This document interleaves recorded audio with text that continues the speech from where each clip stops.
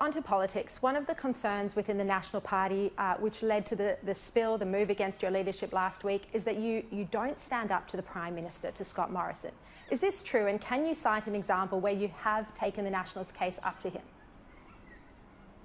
Oh, I've taken many cases up with Prime Minister Morrison and Prime Minister Turnbull before him, but I think can you when cite you one do with that Scott Morrison? And you have a win, What's one case you've taken to Scott well, Morrison? Well, Scott and I agree on just about everything, but and certainly when it comes to the drought, I'm so pleased that he has led from the front, just like John Howard did for the Millennium Drought. I'm so pleased that Scott has also agreed with me that we need to spend more money on dam building. And when it comes to the fires, well, Scott has also been very much helping regional areas like Mallacoota, the South Coast, Batlow, Tumbarumba, Kangaroo Island. He's been leading that as well. I've been certainly making sure that that assistance and delivery has been there from the Commonwealth level. Deputy Prime Minister, but I don't think Australians want to see. Sorry, go on. Well, the National Senator Matt Canavan, he came on Sky this morning and he said, he did an interview with Kieran Gilbert, and he said that he would cross the floor and vote against the government on issues like climate and energy. In particular, he called a target of zero net emissions by 2050. He called it fantastical. Have you already told the Prime Minister that Nationals won't support this target?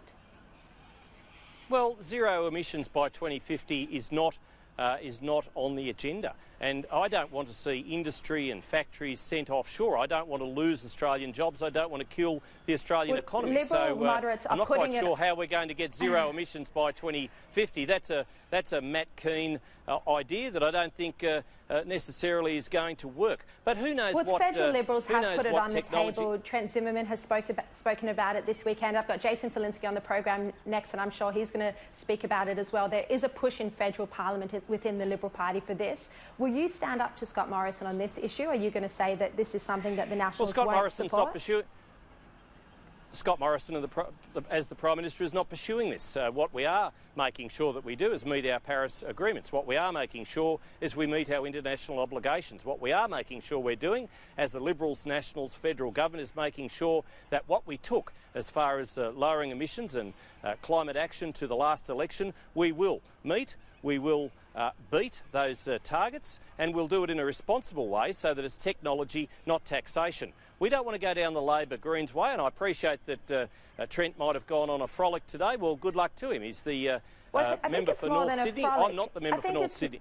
More than a frolic, there is a serious push within the Liberal Party to lower emissions. But, you know, from your perspective, what is your priority here? Is it lowering emissions, or is it having cheaper energy? Reliable.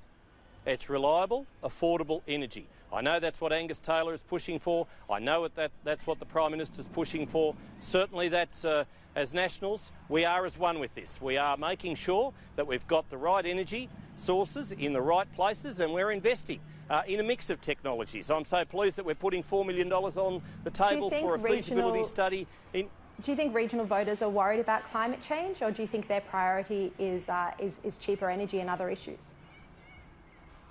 Well, I think if given the choice, they'd want cheaper energy. They want their household bills to be affordable. They want, if they work in a small business and operate a small business, they want to be able to turn the lights on and be able to afford it so that they can employ more people, so they can turn a profit.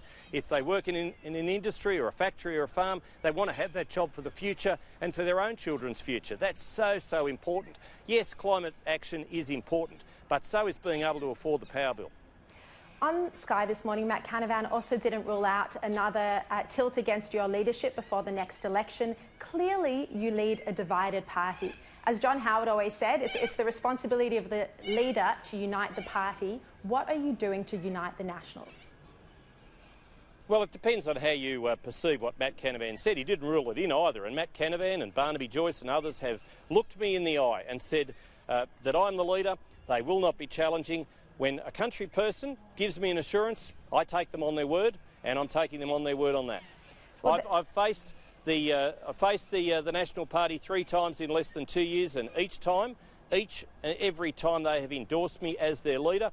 I think that's enough. Let's put a rule under it. Let's get on with doing what we're elected to do, and that is to serve the people of rural and regional Australia. And goodness knows that's what they need right now. We've got a drought to continue to battle. We've got fires to recover from. There's so much going on in rural and regional Australia. That's the focus that I'm concentrating on, and that's the focus that each and every rural and regional member of Parliament should be as well. I know you say that Barnaby Joyce and others have looked you in the eye and you take country people at their word, but Matt Canavan was on this show this morning and he didn't rule out another spill, another move against your leadership before the next election. He just didn't do it, and that was on the record publicly.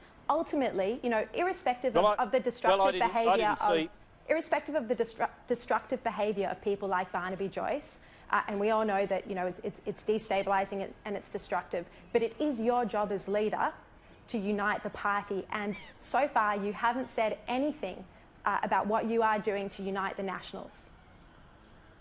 Well, I went and visited Lou O'Brien on Friday and opened the Sunshine Beach Surf Lifesaving Club. I've spoken to each and every one of my colleagues. I'm doing that. I'm getting out and about. We need to be united, not for our sake, not for my sake, but for the people who elected us to do a job. They're hurting. Don't worry about that. They're hurting from the drought. They're hurting from these bushfires. They want to see positivity, and we're putting in place the delivery as part of a $100 billion infrastructure fund right across this nation. Regional Australia is benefiting from that. Trade deals. In terms of unity within your cabinet, I understand that you actually did consider including Barnaby Joyce because the view was that he was one of the only people who didn't vote for you but who did have the relevant experience and talent, whereas your view was that the others weren't viable for various reasons. Is this true? Did you consider including Barnaby Joyce in your cabinet? Well, I considered each and every one of the National Party members, and I'm very happy, very, very happy with the people I have chosen. I think they'll do a great job. Going forward, I know that the newcomers to the ministry, Keith Pitt in Cabinet, with Northern Resources and Northern Australia Resources and Water. But why did you decide against including Barnaby Joyce in your cabinet?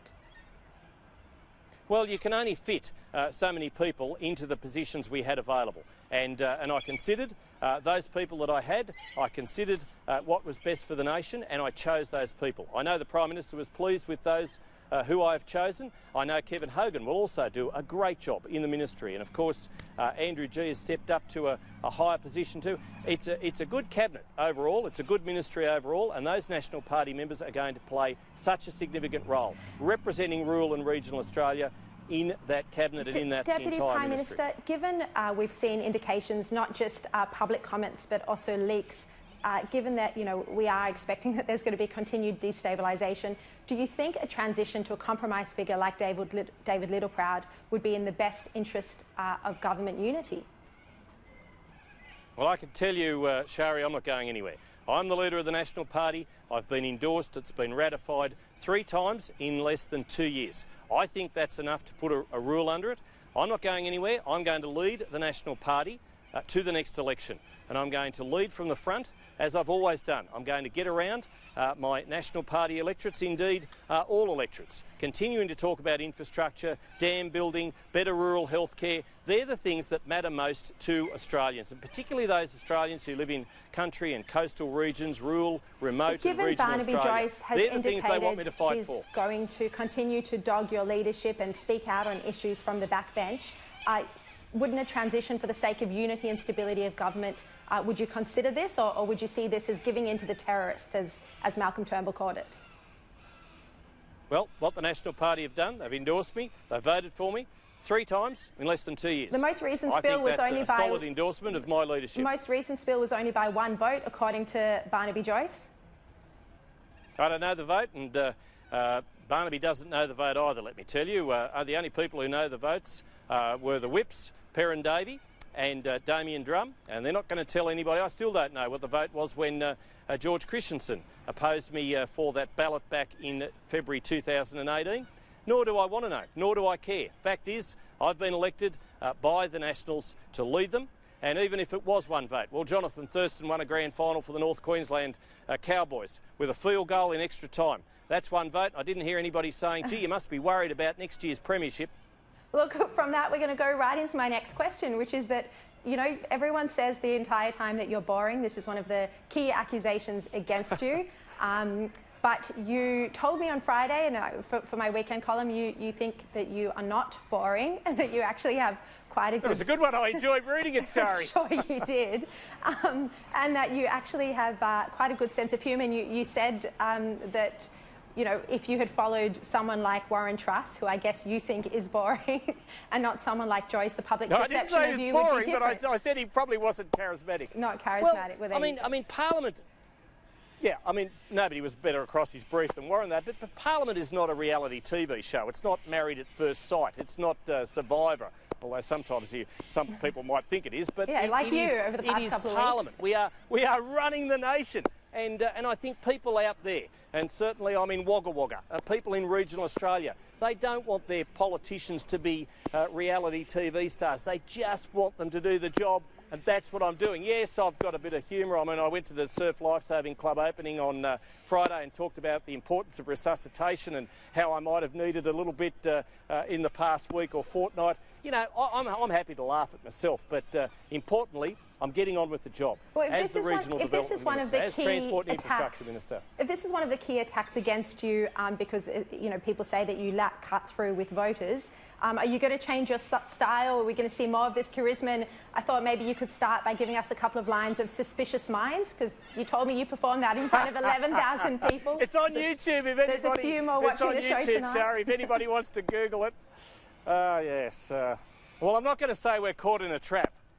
Because that is in the lines of Suspicious Minds, but what I want to say is perhaps love me tender. And I think the media should learn from that. Perhaps love me a little bit more tender and actually listen to the policies and all the sorts of things that we're doing, the delivery that we are doing for our nation. And before journos start the pile on, don't listen to backgrounders. You know, they're not in the best interests of the Parliament or the nation. You know, just make sure that when you report, just report accurately. I know they do, and in the main, journos are doing a really important and accountable job. Look, if a party is united, you don't have to worry about people backgrounding. Michael McCormack, thank you very much for your time tonight. Appreciate it. Thanks, Sharri. Any time at all.